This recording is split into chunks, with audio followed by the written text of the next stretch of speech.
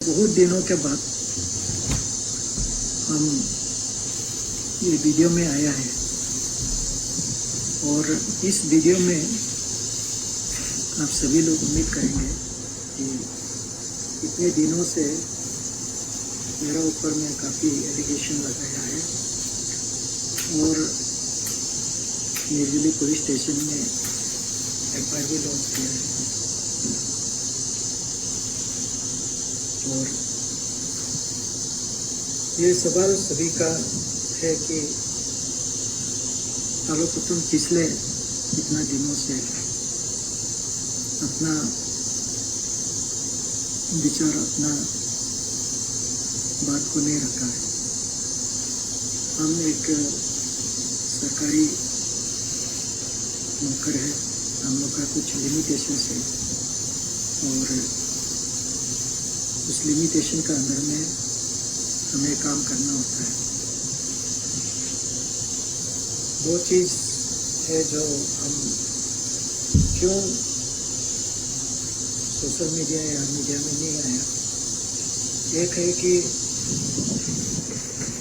चाहे कोई भी कारण रहा हो, हमारा साथ में जो काम करते थे वो सुसाइड किया है और माँ पिताजी, परिवार के लोग, दोस्त, सोसाइटी के लोग दुख में था। ऐसे दुख के घड़ी में हमको ये सही नहीं लगा कि हम आप लोग का बीच में इस प्रकार का बात करें। हमें भी दुख है कि किसी का बेटा, किसी का भाई, किसी का दोस्त इस प्रकार से सुसाइड करें। आप लोगों का दुख का साथ हम भी अपना को शामिल करके मैंने कोई भी बात नहीं बोला। काफ़ी लोगों ने सवाल पूछा लेकिन हमने जवाब नहीं दिया, तो मैं सोचा समय आने पर जवाब देगा। केस अभी पुलिस स्टेशन और कोर्ट में होगा, तो मेरी दूसरा पॉइंट ये कि अभी किसी को जवाब देके भी इतना इसका जरूरत नहीं होता है, इसलिए हमने ये वीडियो किसी को शेयर नहीं किया। ये वीडियो अभी शेयर करने का बाद बीच में बहुत कुछ हो चुका होगा और हमारा अपना लोग भी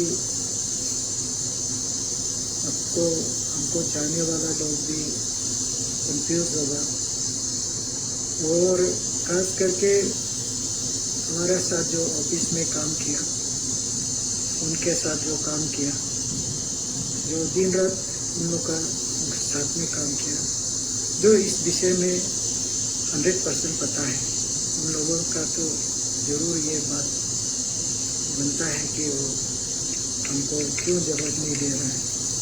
जब हम इनोसेंट है तो हम क्यों जवाब नहीं दे रहे। तो इसलिए जवाब हम नहीं दे रहा था क्योंकि आगे हम जैसे बताया दुख के घड़ी में इस प्रकार का बात करना सही नहीं होगा। तो आज कुछ दिन हो गए हैं, तो मुझे लगता है कि अभी सही समय है पब्लिक का सामने में सच को हम साकार करें। तो मेरा भी तबीयत इतना अच्छा नहीं रहता है, सभी को पता है और अभी देखने से भी आपको पता है मैं 18 साल से क्रोनिक डायबिटिक पेशेंट है और मेरा हेल्थ को तो आपको दिख ही रहा होगा। तो इस समय में हम जैसे भी हो, मेरा आप लोग का सामने में पेश करना बहुत ज़रूरी है। तो इसके बाद हम सबसे पहले ये जानकारी आप लोगों को देना बहुत ज़रूरी है। हम जो डिजीज पर्सन है उनका साथ कैसे हमारा मुलाकात हुआ। मेरा मुलाकात वैसे आप सभी को मालूम है, हमारा ऑफिस तो खुला रहता है। उन्होंने आया है ऑफिस में, क्योंकि अभी मैं डीसी ऑफिस से निकल गया हूँ, इसलिए मेरा पास रिकॉर्ड नहीं है। जहाँ तक जितना याद है मैं यही आप लोगों को शेयर करूँगा। ये अप्रैल महीना होना चाहिए, एक दिन वो मेरा ऑफिस में आया और वो अपना को एक एडवोकेट बोल के आया, काम सीखेगा। तो हम बोला है कि यहाँ काम करने के लिए कोई वैकेंसी नहीं है, तो जो वैकेंसी नहीं तो आपको हम काम नहीं लगा सकते। काफ़ी चर्चा हुआ था। वैसे हम दोनों जो बात कर रहा था, स्टाफ लोग भी था। वैसे स्टाफ लोग अपना काम में बिजी था। इन लोग ज्ञान दिया ना नहीं दिया, बहुत दिन हो गया है। फिर भी स्टाफ लोग जरूर था। बिना स्टाफ का हम दोनों का अकेला बातचीत नहीं हुआ, बहुत देर बातचीत हुआ। उनका बारे में हमको बोल के सही है ना गलत है मुझे पता नहीं, लेकिन आज मुझे साझा करना बहुत ज़रूरी है। किस किस पॉइंट को लेके हमने उसको पूछा और उन्होंने बताया अपना इस डिस्कशन के दौरान। उनको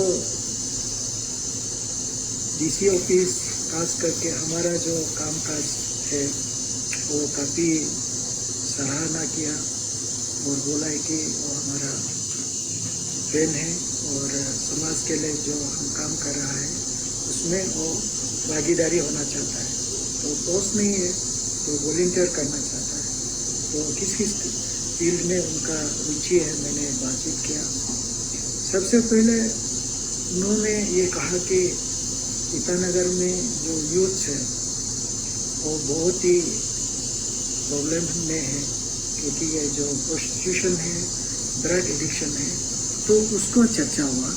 तो प्रोस्टिट्यूशन और ड्रग एडिक्शन में आप कैसे हमको मदद करेगा। उन्होंने काफ़ी लोकेशन का शेयर किया, जहाँ जहाँ में प्रोस्टिट्यूट लोग रहता है, जहाँ जहाँ में ड्रग एडिक्ट लोग बैठता है, दिन में Receive 15 rupees on Google Pay for business. उनको पूरा जो इस सब्जेक्ट को लेके काफ़ी उनका ये नॉलेज था। और वैसे लोग उनको पता नहीं है उनका, तो अभी उन लोगों का जो प्रेस ब्रीफिंग है उसमें भी तो बता रहा है 19-20 का एज है, तो 18 से सब एडल्ट ही हो जाता है। तो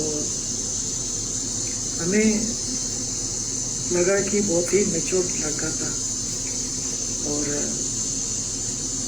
जो उन्होंने ड्रग एडिक्शन प्रोस्टिट्यूशन को लेके जितना भी बात किया उसको लेके, फिर दूसरा सब्जेक्ट से जैसे कि उनका कहना है कि जो सड़क है जहाँ में ड्रेन ब्लॉकेज होता है, रास्ता ब्लॉक होता है इलीगल आर्ट कटिंग का वजह से, इसमें भी बहुत रुचि दिखाया। तो तीसरा जो चीज़ उन्होंने जो हमारा जो अनऑथोराइज बिल्डिंग कंस्ट्रक्शन होता है और अनऑथोराइज ऑक्यूपेशन होता है, ये सब्जेक्ट में भी वो काफ़ी रुचि दिखाया।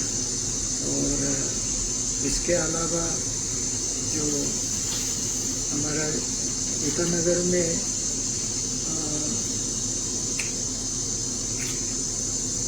काफ़ी जो टाउन प्लानिंग का जो काम होता है वो भी ठीक से नहीं चल रहा था, तो उसका ऊपर में भी वो हमारा जितना भी चीज़ है उनको लेके उन्होंने काफ़ी हमें फोर्सफुली रिक्वेस्ट किया कि मुझे वॉलंटियर करना है। तो हमने बहुत मना किया कि ये सब चीज़ बहुत ही रिस्क वाला काम है, आप इसको कैसे करेंगे। तो रिस्क का मतलब है कि जैसे हमारा जो डिस्ट्रिक्ट एडमिनिस्ट्रेशन में सरकार का कुछ सीक्रेट इन्फॉर्मर होता है, जो हमारा सीक्रेट फंड का जो खर्चा हम करते हैं, कहाँ कहाँ में ड्रग पेडलर से ड्रग एडिक्ट होता है, तो इसका बाद उसको कबर को लेके जहाँ में गैम्बलिंग होता है, जहाँ में अनऑथोराइज कंस्ट्रक्शन, इलीगल कंस्ट्रक्शन और आर्ट कटिंग होता है, तो सरकारी घर को डिमोलिशन होता है, ये सारा इंफॉर्मेशन को इमीडिएट शेयर करता है, जिसको हम लोग पेमेंट देता है। तो इनको ये सब चीज़ में इंटरेस्ट था और यहाँ में हमारा एक वीक पॉइंट था कि हमें प्रॉपर इंफॉर्मेशन, टाइमली इंफॉर्मेशन नहीं मिलता था। तो उसको लेके हमने इनका साथ बातचीत करके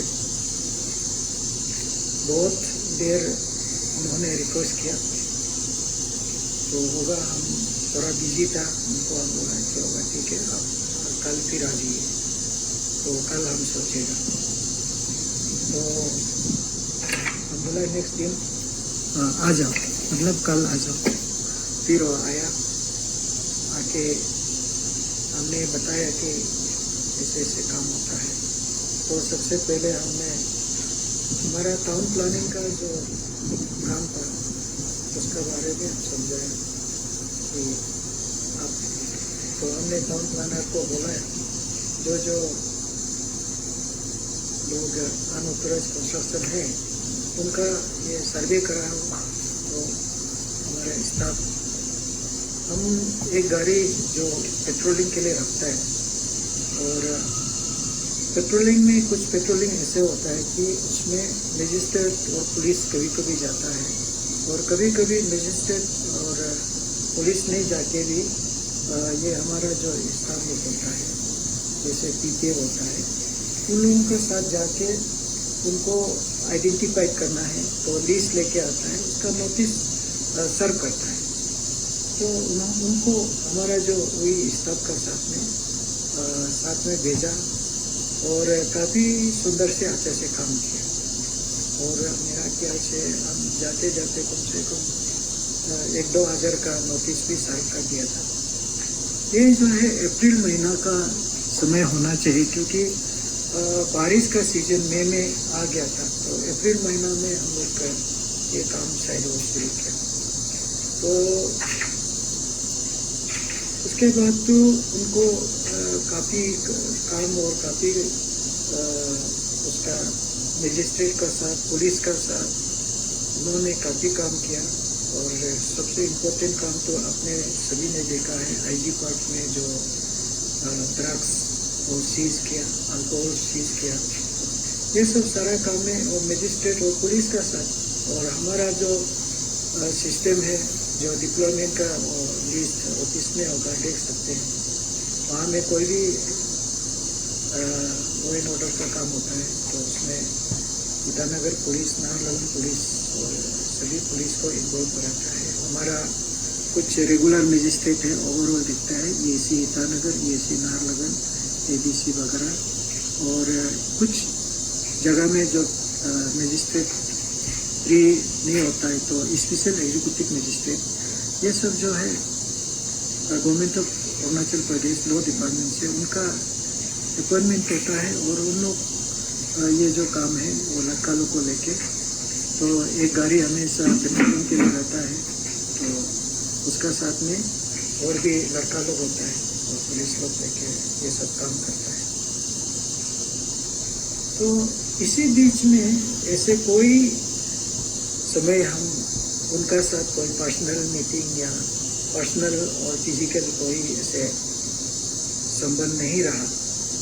इसका बारे में हमारा जो ऑफिस का जितना भी 15-20 स्टाफ रेगुलर वहाँ रहता है, और मेरा PSO लोग रहता है, मेरा PA लोग रहता है, उन लोगों से हमारा रिक्वेस्ट है कि जो लोग हमें शक करता है, तो वो जाके उनको बात कर सकता है, पूछ सकता है कि कोई ऐसे समय हम और उन दोनों का बीच में कोई फिजिकल संबंध है।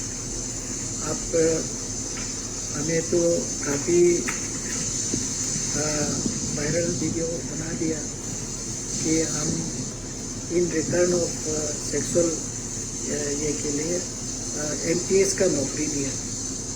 आप इतना दूर नहीं है, आप लोग ईटानगर में ही आप ये सब हुआ है, तो आप DC ऑफिस में जाके उनका नाम MTS का लिस्ट में है कि नहीं देखिए, कोई एमटीएस उसको नहीं दिया गया है।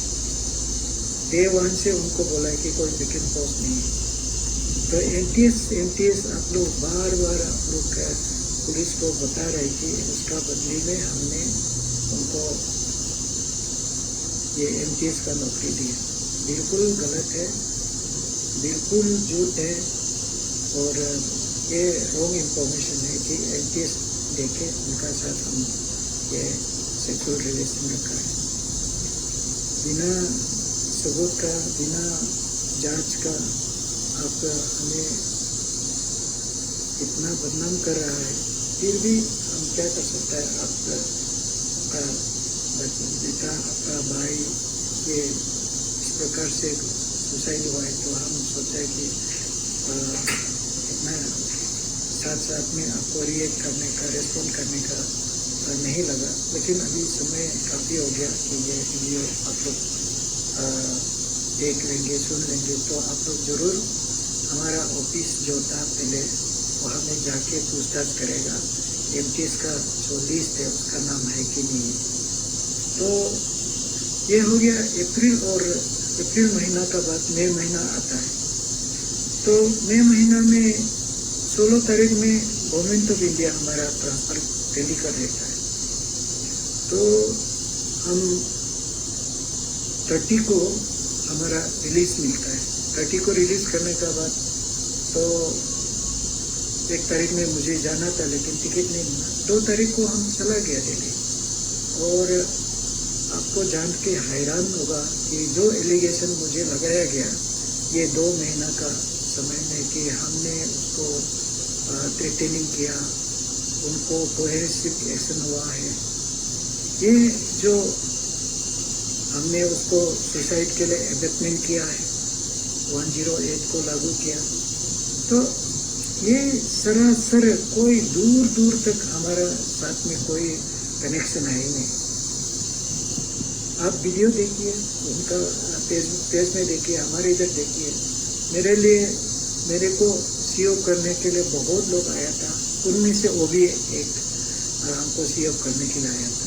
तो मेरा tenure as a DC Itanagar in this 2 months जब वो आया है उस 2 महीना के समय में हम लोग का ऐसे कोई ऐसे उनको सुसाइड करने का, एबेटमेंट करने का सेक्शन को यहाँ जो लागू हुआ मेरा ऊपर में कोई कनेक्शन है ही नहीं। तो अगर हम उसको उकसाया गया तो एबेटमेंट किया गया है तो वो तो सुसाइड करने वाला आदमी मेरे को कहाँ से वो सीओ करने आएंगे। इच्छा से सीओ किया तो मैं दिल्ली गया। दिल्ली में 2 तारीख को आके ज्वाइन करके वहाँ मैं ड्यूटी कर रहा था। अचानक से एक दिन मेरा ऑफिस में एक चिट्ठी आया, खुल के देखा है तो वो ईटानगर पुलिस स्टेशन से मेरा समन था। तो जो समन लेटर को मिलने का साथ साथ मैंने ओसी से बात किया, आयो को बात किया, तो तब मुझे पता चला है कि उनका ऊपर में संगीन धारा लगाया गया है और बताया गया कि वो फेक मैजिस्ट्रेट बन के एक्सटॉर्शन किया गया है और काफ़ी लोगों को कुछ तकलीफ दिया है जिसका कारण से उनको अरेस्ट हुआ है। और मुझे कुछ क्वारीज दिया गया था जो 12 to 20 साइड ये क्वारीज था। मैंने उसको अपना स्टेटमेंट को साइन करके उन लोगों को दे दिया। तो उसके बाद इनका फोन कॉल आता है कि मुझे तो ऐसे बोला था कि पुलिस बोला है कि उनको मैं बोल देने से वो छोड़ देगा। तो हमने जो बातचीत किया ये क्या क्या जुर्म किया है तो उन लोगों का जो जुर्म जो है एक्सटॉर्शन का बोला है तो बहुत बड़ा संगीन अपराध है, कैसे एक्सटॉर्शन कर दिया है और फेक मैजिस्ट्रेट तो गाड़ी भी। तो हम जो था उनको तो नीचे में जो गाड़ी था एक गाड़ी पेट्रोलिंग के लिए गाड़ी दिया पुलिस का साथ जाने के लिए, क्योंकि गाड़ी सुविधा नहीं होने से कहाँ से ड्यूटी करेंगे। तो वो अकेला नहीं है, उनका साथ काफ़ी लोग हैं काम करने वाला, पुलिस भी है, ड्राइवर जो है सरकारी ड्राइवर, सरकारी गाड़ी देके ड्यूटी कराया था।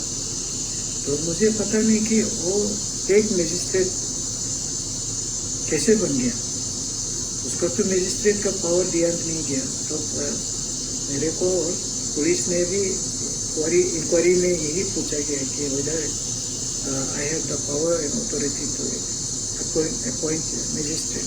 हमने बोला no, I don't have the power to appoint magistrate, it is the state government to appoint special magistrate और मजिस्ट्रेट। तो हमने उनको मजिस्ट्रेट अपॉइंट किया कि बोला ये सवाल ही नहीं है। अभी आप लोग जो एमटीएस का बात कर रहा है, तो एमटीएस ही नहीं हुआ अपॉइंटमेंट, तो कहाँ से वो ऑफिसर होगा और मजिस्ट्रेट होगा। तो इस प्रकार से हमने पुलिस को अपना स्टेटमेंट को दिया और इसके बाद वो काफ़ी हमें बहुत कॉल किया, समझाने से भी वो मानने को तैयार नहीं। मैं तो अभी दिल्ली में आ गया हूँ, वहाँ में डीसी होता तो शायद अनऑफिशियली भी कुछ मदद कर सकता था, लेकिन अभी दिल्ली में है, हम आपको मदद करने का जगह नहीं दिखाई देता है, इसलिए हम नहीं कर पाएगा। तो इतना बार बार डिस्टर्ब करने पर हमने उनका टेलीफोन को ब्लॉक कर दिया, अलग अलग नंबर से क्या ब्लॉक कर दिया गया। फिर लास्ट में इन लोगों ने क्या किया, मेरा मिसेस को डिस्टर्ब करना शुरू कर दिया।